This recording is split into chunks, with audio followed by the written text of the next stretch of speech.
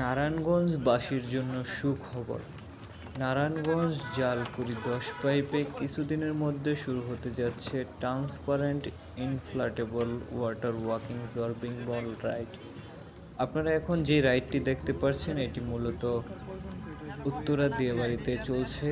বেশ কিছুদিনের ভিতরে হতে পারে সেপ্টেম্বরের ফার্স্ট উইকে কিংবা অক্টোবরের লাস্ট উইকে নারায়ণগঞ্জ জালকুড়ি 10 পাইপে শুরু হতে যাচ্ছে এটির আরেকটি ব্রাঞ্চ। তো এইটার জন্য তো মূলত আমরা চলে গিয়েছিলাম উত্তরা দিয়াবাড়ি, যাদের কাছে এই বলগুলো রয়েছে। তো আমরা তাদের বলের কোয়ান্টিটি এবং কোয়ালিটি পরীক্ষা করছিলাম এবং বলের ওজন কীরকম সব কিছুই পরীক্ষা নিরীক্ষা করছিলাম, যেহেতু আমরা শুরু করতে যাচ্ছি Narayanganj Jalkuri 10 pipe.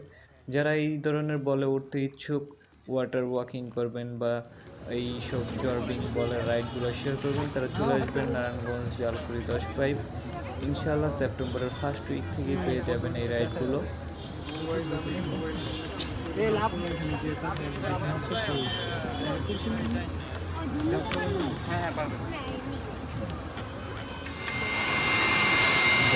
Transparent ইনফ্লাটেবল water walking জলবিং বল, এটা হচ্ছে উত্তরা দিয়াবাড়ি।